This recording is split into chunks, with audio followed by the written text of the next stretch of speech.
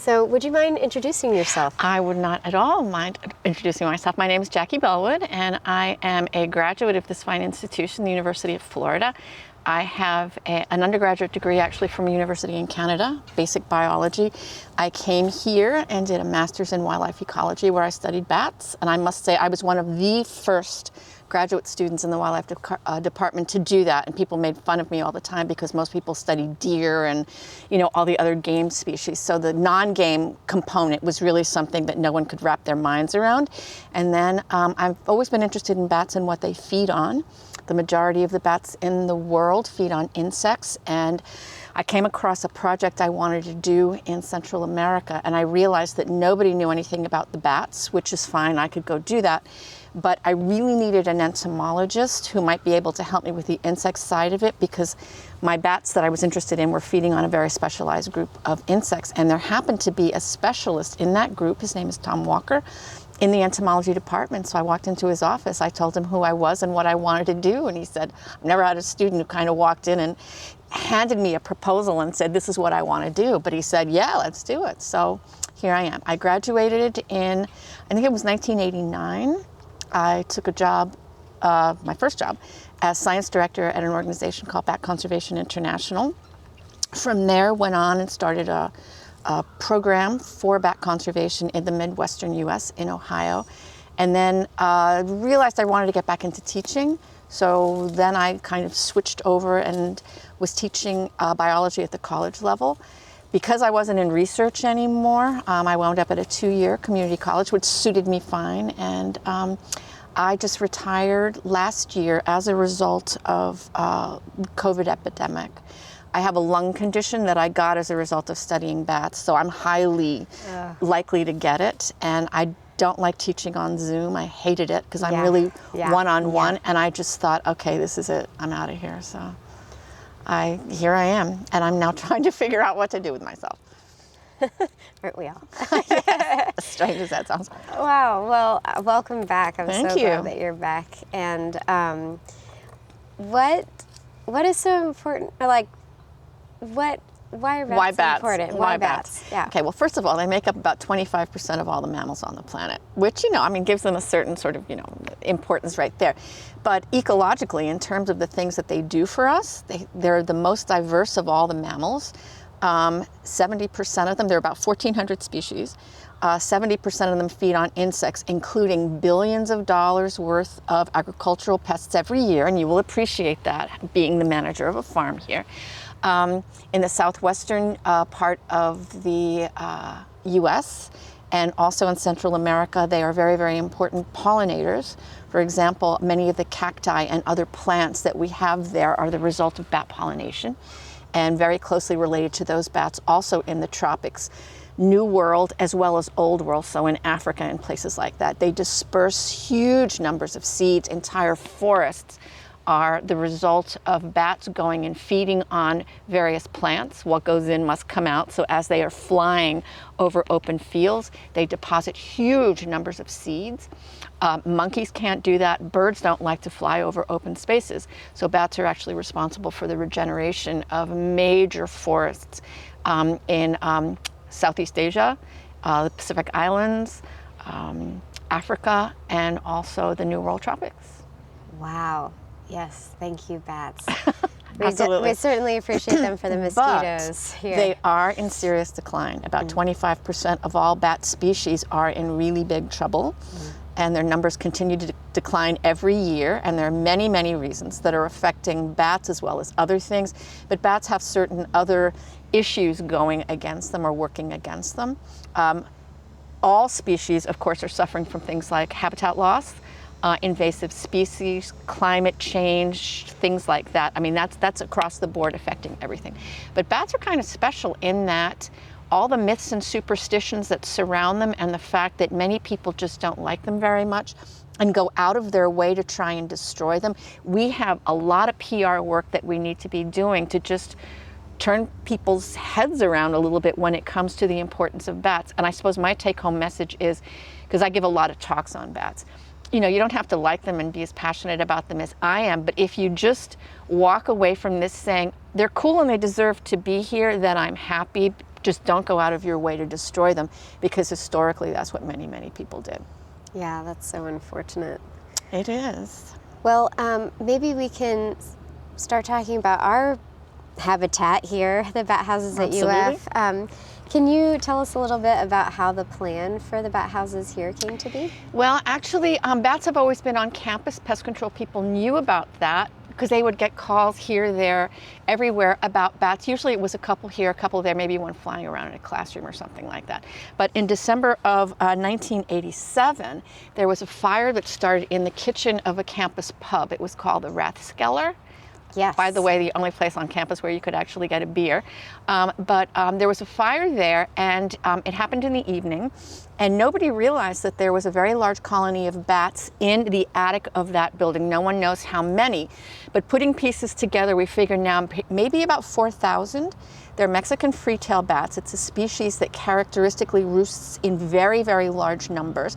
So the bats went out, and I suppose when they came back into their home, it was no longer there, or it was up in flames. So the general idea is the bats started to disperse to other buildings here and there. Mm-hmm. That was not a problem.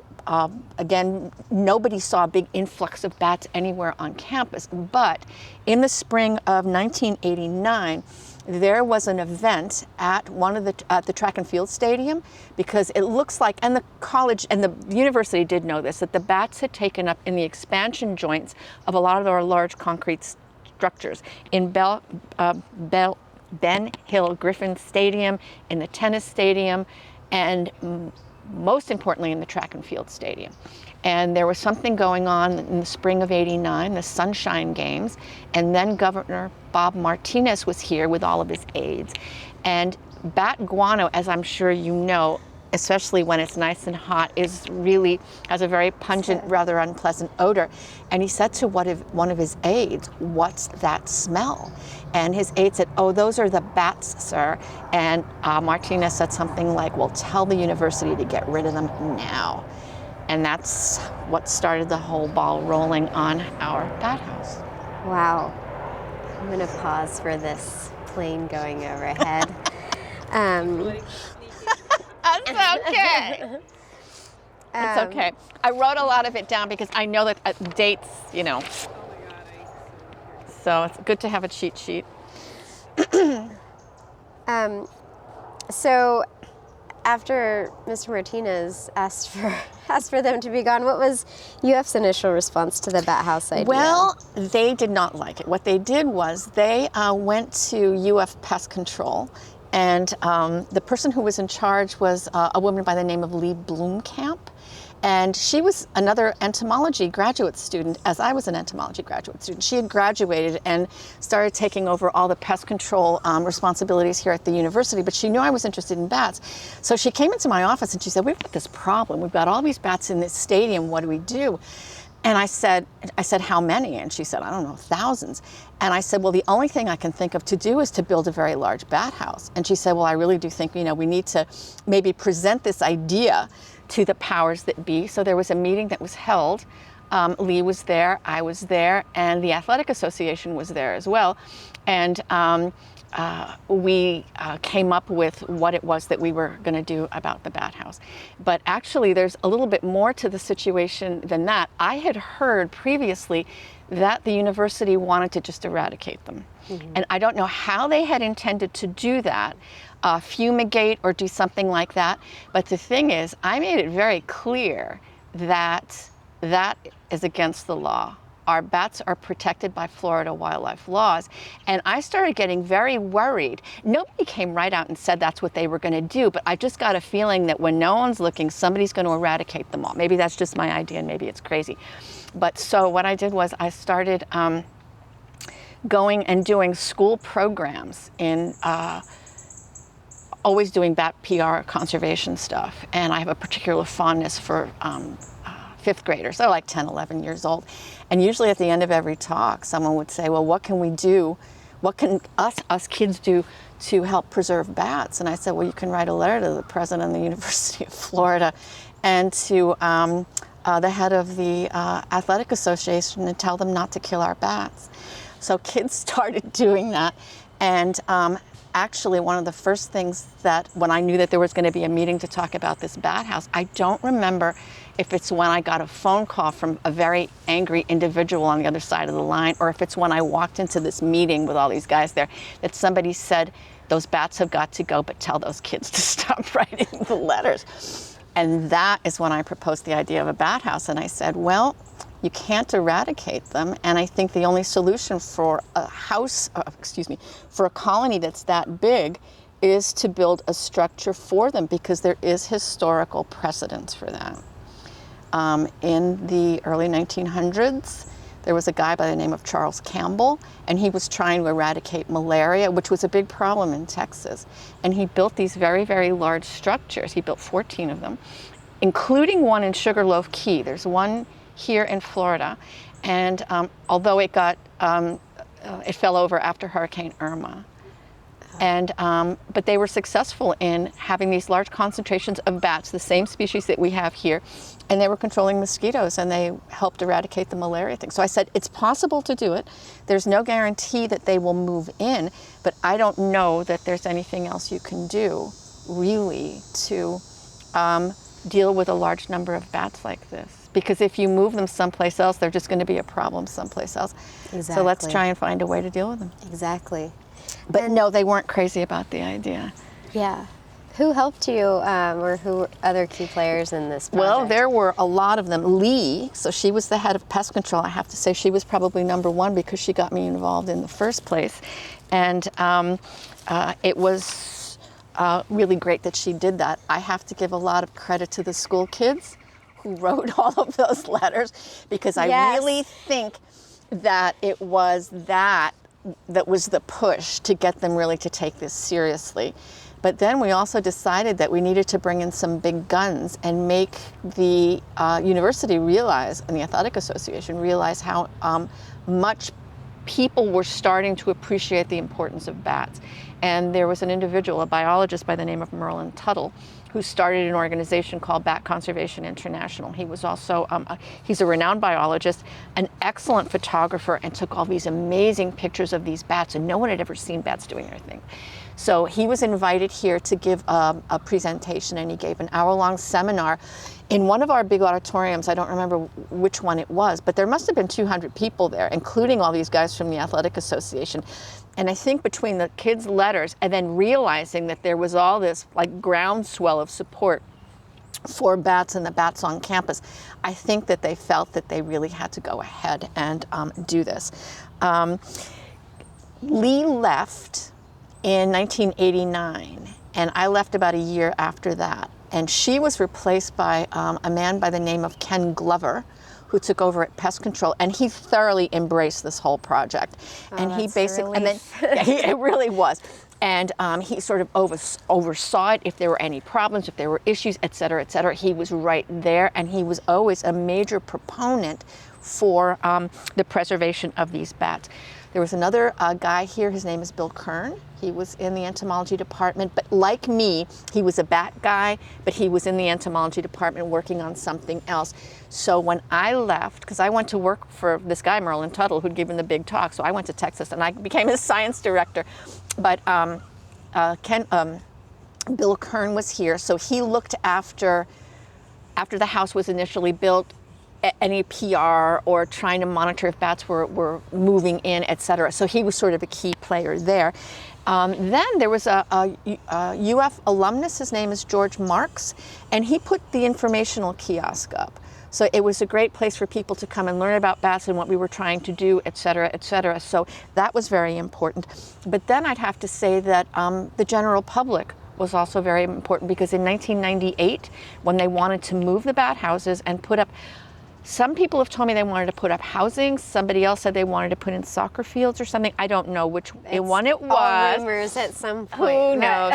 But the thing is, apparently there was a really, really big outcry. And one of the last things that Governor Lawton Chiles did before he died was sign legislation protecting the bat house. So the public outcry, but then also Lawton Chiles has to be thanked for this as well, when he said basically the bats can't be destroyed or the bat house can't be moved. So as you can see, there were many, many people involved in this. What a lovely such an inspiring and hope-giving story for really any like, you know, well, it's incentive. It's really multifaceted. I mean, it's a lot of passionate people, you know, doing their homework and trying to find the best way to do this and find solutions. And we always had a good sense of humor and, you know, all kinds of other things. And sometimes it was kind of slow going and we would have setbacks. But sometimes when I think about it, Lee having approached me and the two of us, we worked hand in hand to get the Athletic Association to agree to build the bat house at the cost of $20,000. And this was in 1989 or whatever. So I don't know what the dollar equivalent would be today. But I've been thinking about this as I was preparing for this interview, that she and I were the only females involved in this. There was not one single woman faculty member in the entomology department at the University of Florida. There are 101 faculty members at the time, 0 women. And I was a student. She was a recent graduate. We're a lot younger than all these guys, you know, in the suits and whatever it is. And I was thinking about that as I was driving over today. We did it. But it was with a lot of help. Oh, but I mean, you have to have you being the catalyst and being able to get something rolling, and then having that public support and education, and it's really gratifying. They really are known in far-reaching areas, so yes, we enjoy the visitors from all over seeing the bats. Yes. So can you tell us a little bit more about, or tell me a little bit more about the design of the bat houses and how they work? Yes, actually, I was reading over some of the articles that were written at the time. A guy by the name of Bill Hunter got the credit for having designed the house, but he didn't design it at all. I don't know how his name got thrown into this. Actually, it was a University of Florida alumnus, a graduate, as well as one of the lead architects here at the university for 50 years, and also a project manager by the name of Lou Schillings, who actually was the one who designed the bat house. I know that because I left before construction of it ever started, and I know that I had seen a design for it. It was kind of really oriental looking, and maybe that Bill Hunter person was involved in that. I don't know. But I remember when we were going to move the bats, because they had to be moved from the track and field stadium into this new one, and I drove up and I saw that the design was totally not what I expected. I found out that it was an architect by the name of Lou Schillings, and he actually designed all 3 of them. And I believe he really did his homework, because he built essentially what amounts to an attic on stilts. It's about 20 feet square, and you know, it's got a big peaked roof and a totally open interior. It's on, I think, 18 or 20 foot pylons, like basically telephone poles. But if you look up underneath it, it's basically cut into 4 quadrats, and each one of them has these crevices or these slats made of wood that span the entire, that 1/4 of the bat house. And it's got untreated wood boards in there between about 3/4 of an inch wide and 1.25 inches. And basically that is an absolutely perfect size as a roost space. It's like ideal for this species of bat. So he really did his homework. So bats could roost inside the structure, or they could just hang up underneath and basically fly out. And that's where the majority of them were. So it's basically just an attic on stilts. How do they hold on? They just have little nails or something? But they have 2 things involved here. They have very sharp claws. The other thing is it's got to be the quality of the wood. You cannot put wood in there like plywood that is just too soft, because the thing is they won't have anything to grip onto. They need little nooks and crannies in the wood so that their claws can basically just cling and hang on there. Yeah. Very cool. I've always wondered that, because it seems like they have such tiny paws. All right. Oh, yeah. How did you get them from the track and field stadium here, and then how long did it take for them to get established? Okay, we and I didn't have anything to do with this, so this would all have been Ken Glover's doing. But he found a bat exclusion person, because at this point people were already starting to realize that bats are really important animals. You can't just go kill them wherever it is they are. And there was a big push to basically coax bats out of buildings so that they would go someplace else. And he found an individual by the name of Marshall Hanks, who was from Wisconsin, and he was a specialist in doing this sort of thing, although he had never tackled a job that was this big. So he was the one who got him. I read in an article in preparation for today, just sort of reminding myself what happened, that he said that he was a friend of mine. Well, he wasn't. I may have recommended him because I was at BCI. I don't remember. I may have had a list of people. Maybe I provided the information. I don't really remember. But Ken is the one who orchestrated all that. So Marshall, a very dear, sweet man, and he had an assistant. They came here and they built these big traps. They were basically wood and screening, and we put those under all the expansion joints at the track and field stadium. And so the idea was that the bats, as they were getting ready to fly out for the night, flew into those, and then we just basically sealed those off and then took those and moved them to the bat house, put them underneath where all the cracks and crevices were. And somehow or another, I don't know how they did this, they basically sealed them in there for a day. They must have used not chicken wire, but some sort of screen. Some screen thing. And they put them in there, and I think we kept them in there for a day or two, so that in the meantime, all the cracks and crevices at the track and field stadium could be sealed up so the bats couldn't move back in. Because bats are great when it comes to homing. They have a great sense of spatial orientation, where they are and how to get from point A to point B. You can take a bat, take it out of a building, a cave, what have you, and move it 300 miles. You put a little bracelet on it, it's got a number on it so you know who's who. Take it 300 miles away, and within a matter of weeks it will fly back to wherever you got it from. So how they do this is like a great mystery to everybody. But basically we took the, we were worried they would fly back in. So basically what happened when the bats were unsealed from the new bat house, for the next couple of days, I would show up early every morning with a pair of binoculars to see who was there. And 2 days after we unsealed it, every single one was gone. They all left. Where did they go? We don't know.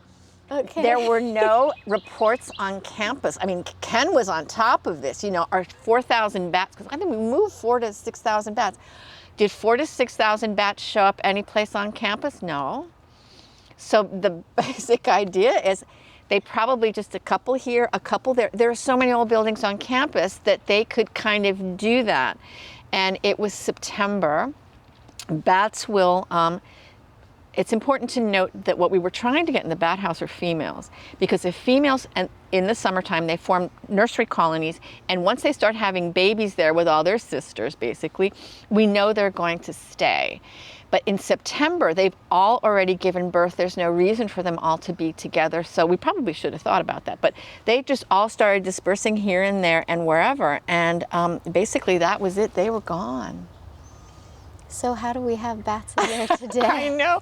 And the thing is, the Athletic Association was not happy. Here they'd just blown $20,000 to build the thing. It cost, I think they paid Marshall Hanks $10,000 to do the exclusion. It's a $30,000 investment.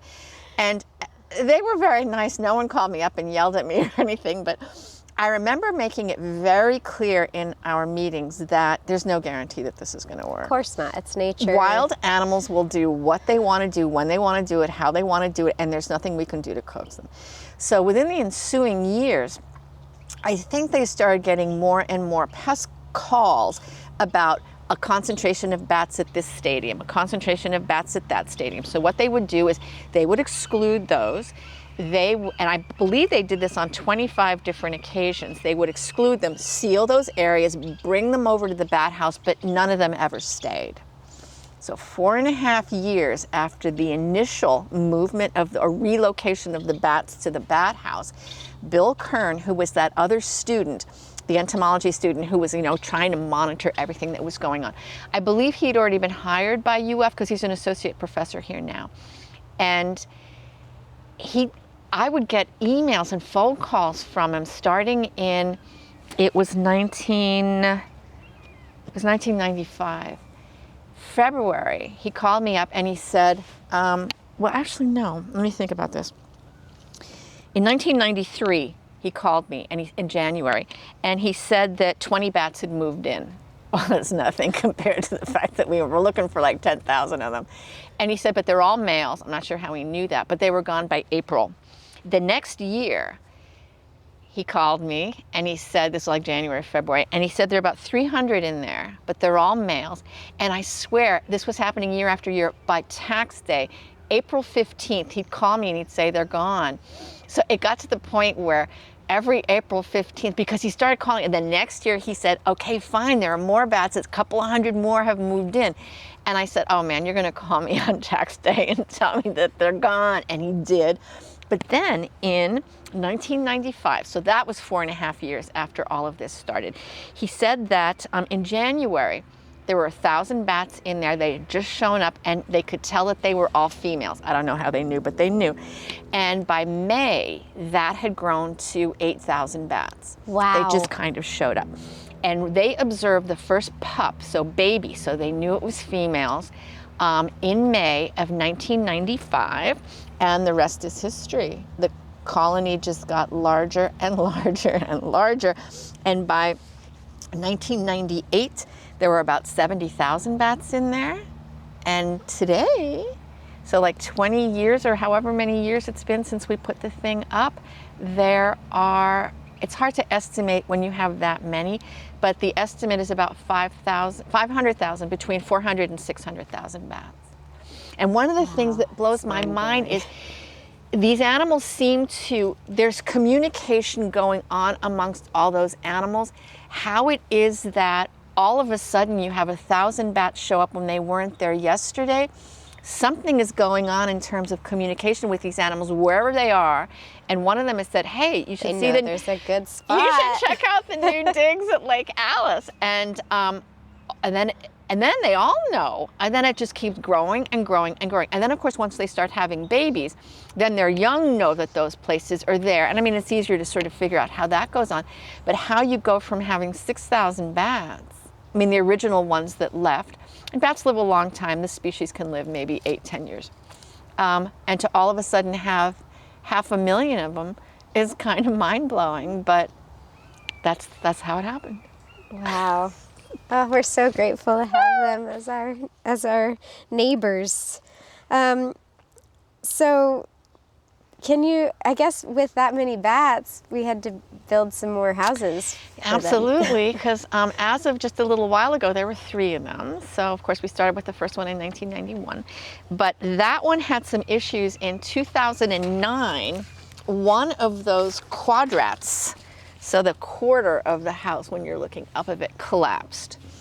And it's my understanding, of course I wasn't here, it's my understanding that this happened when there was a whole group of people viewing the bats out there, you know, behind the barricade or behind the little fence. Yes, and all of a sudden a quarter of the thing collapses. I believe about 100 bats were killed. I think a lot of them probably just like flew out, or maybe they'd already started flying out, I'm not sure. But the university realized that they had to do something here because it was now a health hazard, not just killing bats, and of course that would have been the secondary priority there, but actually because of workmen and all kinds of other people, work people who were here, that something needed to be done. So a second bat house was constructed, again by Lou Schillings. This one had a slightly different design. It's more barn-like, so they started calling them bat barns. And that one was built in 2010. And it's my understanding that it was occupied almost immediately. So I suppose there was a bit of a void since a quarter of the house was now missing. Right. So bats moved into it. And they realized that the original bat house was also deteriorating quickly. And it's easy to understand that. It's not just the weight of the bats, but when you have that many of them, they don't weigh very much, but that's a lot of mass, that's a lot of weight. But the thing is, so for many years they had been urinating and defecating on this, and that's going to weaken the structural integrity of the wood and make it rot and all kinds of other things. So it's not surprising that the structure basically just fell to the ground. So a third bat house was built, knowing that the first one eventually would have to be totally dismantled. But the thing is, bats never moved into it. They just didn't want to. I said before, or you asked the question, you know, how can they hang on? Well, the wood has to be just right, et cetera. And it's my understanding, and again, because I wasn't here for any of this, that they used plywood that was just way too slick. So they had to go in and roughen it up. They even put smaller bat houses on the outside of the house so that perhaps they would realize that it was there. Although bats are real smart. They knew the house was there. It's just they also knew that it wasn't going to fit the bill. It has the wrong fixtures. Thank you very much. Really. Yeah. So, and they tried all kinds of things like putting lights out to attract insects, broadcasting echolocation calls so that it would entice them to move in. They even sprayed bat guano, I suppose, all over the thing to get rid of that new house smell. I don't know. But anyway, the bats basically just ignored it. But then they did start, when they did the exclusion, some of them started moving in after they ameliorated it. And then, of course, when they did the exclusion on started doing the exclusion on the original house, they moved into that third house. Yeah. Yeah. Yeah, and just in time. I know. Anyone who's built a deck in Florida or anything outside knows that it's just a matter of time before nature takes it back. So I have a deck at my house, and it actually kind of looks like this, and we don't let anybody on it anymore, and it's only about 5 years old. So yeah, I know. Exactly. But it just doesn't matter how much. It's my understanding that they're going to build another one to replace the original one. That's the hope. Yes, that we can only hope. So. And then, of course, they took down the first one just right before Hurricane Ian, which I suppose was a good thing because it was just too dangerous.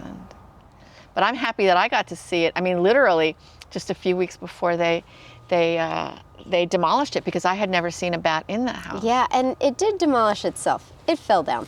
Did it really? Yes. It did. So it wasn't pushed over? No. It was pushed over. The quadrats that you were saying, or the quadrants that you were mentioning, those just fell out. Okay, they just were falling on their own. And then they did pull it off of the pilings. Okay. Right before Ian, but well, it was time. They left just in time. I was going to say, it's just, serendipitous that it all happened exactly the way it did. Yes. Very, very good. So that's the history of the 3 bat houses and how there came to be 3 of them. Well, I know I can speak for the garden. We're very happy to have the guano. We've been working on composting it according to organic standards. Okay, good. So you are using it. I think that's lovely that you are using it. Yeah, our fruit trees love it. Good. Good. And following safe practices. Well, you asked me before about why bats are important, et cetera. And in Southeast Asia, there are entire communities that subsist on the revenues from very, very large bat colonies. But of course, that's a bit problematic because sometimes people go into the caves and they start mining it, and then of course what that's going to do is disrupt the bats and have them all leave. So you've got to be very careful in terms of how you do that. Yeah. Is there anything unique about this bat colony? Because they're not in caves or under a bridge. This is a species that under some circumstances will live in very, very large numbers in caves. For example, the very largest colony of this species is in Texas, Bracken Cave, Texas. It's actually a different subspecies, but basically it's very closely related to this one. And there are 20 million of them in there, and that's a natural roost, and it is a maternity colony. 20 million. I can't imagine that. No, but the amazing thing is that the bats are there. They come up from Mexico. They're there from about March to November every year, and they go there to have their young.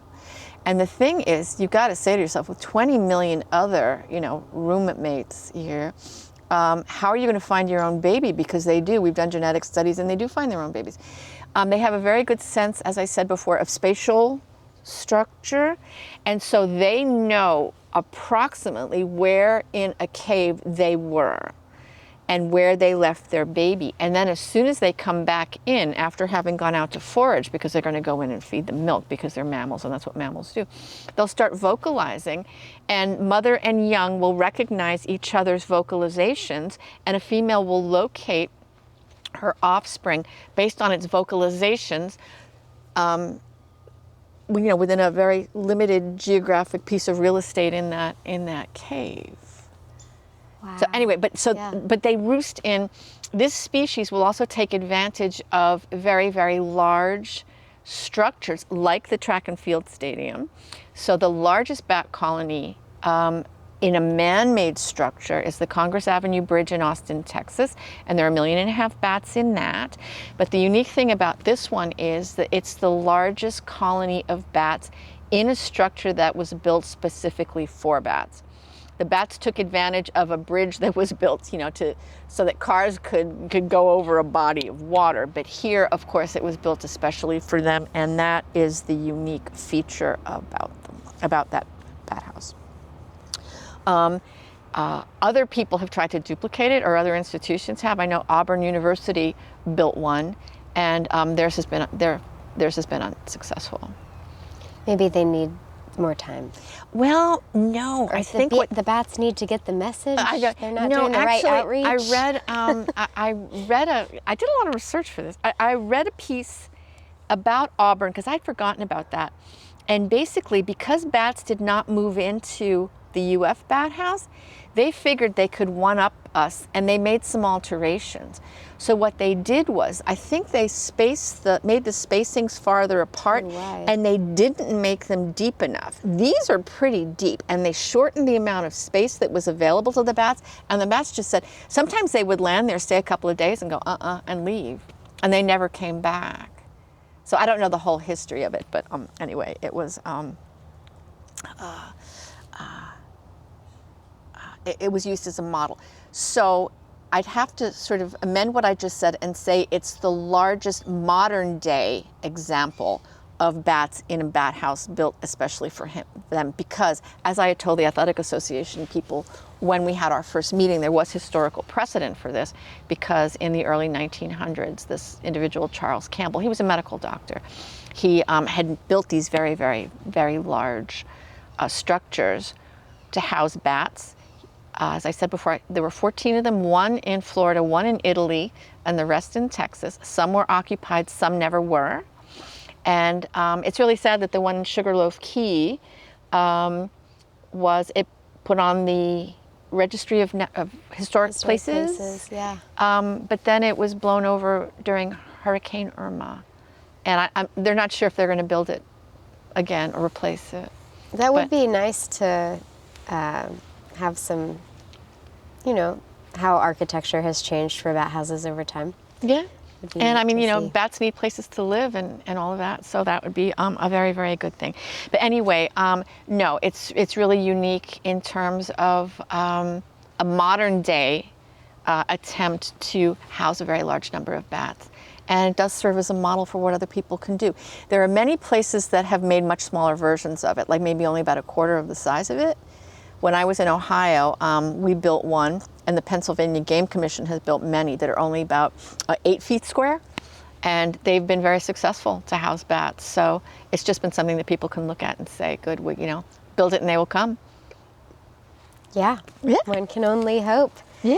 Are there any closing remarks you'd like to make about bats, or about your journey with them? Well, I'd like to say that I think this bat house is really, really important for a variety of reasons. And I think one I've already basically highlighted, and that's the fact that it is a model to show other institutions or individuals. The bat house I built in Ohio was built by a family, and they just wanted to house bats they had 1,000 bats in their attic, and they said, we don't want them there. So, I mean, an individual family did this, but, you know, or an institution to do this. So it's a really good model for how it is that we can help save bat populations, because bat populations are declining around the world, as I mentioned at the beginning of this interview, due to in many cases, it's not having roosts to go to. If there are no roosts, there will be no bats. Also, it helps bats, it keeps bats from roosting in all those other buildings that are out there where we don't want them and where they're going to come into contact with students in classrooms or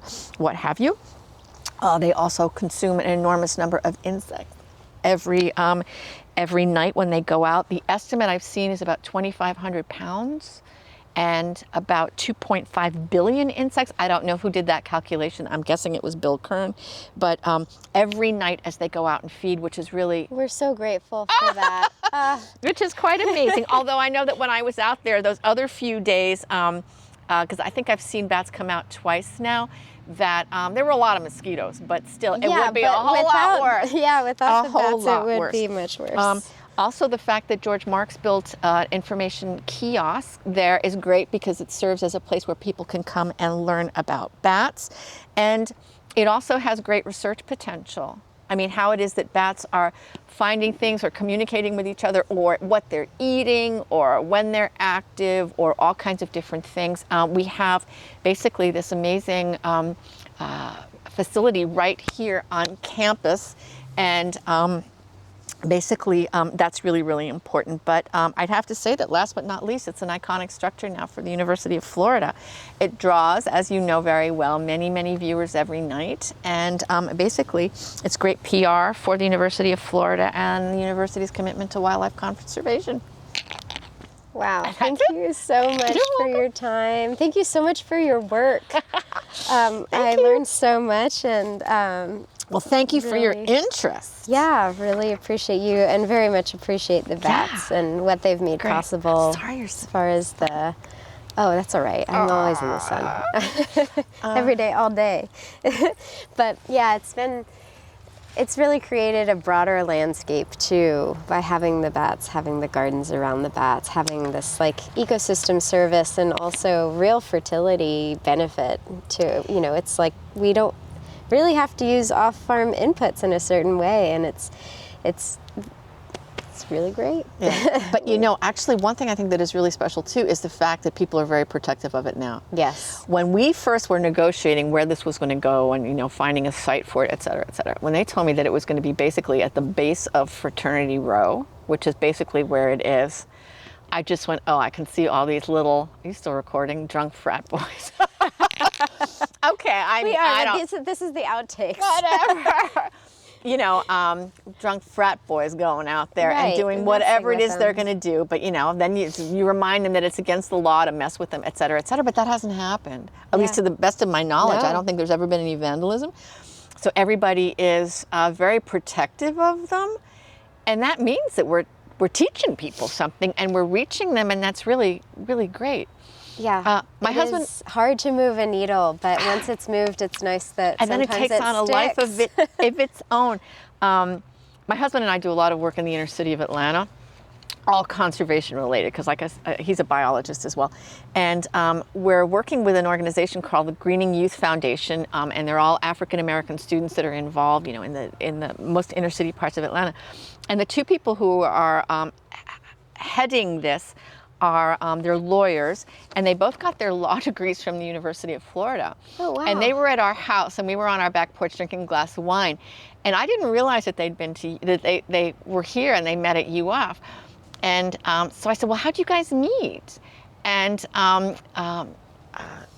Angelou, that's the woman involved, said, well, James and I met at the University of Florida, and we had our first date at the University of Florida Bat House. And I said, you're kidding me. I said, I'm the person who was responsible for getting that built. So we had a good laugh. So it's a matchmaking place too. Yeah, it's a wonderful legacy in so many ways. It is. Well, anyway, I thank you for your interest in this and allowing this to be documented.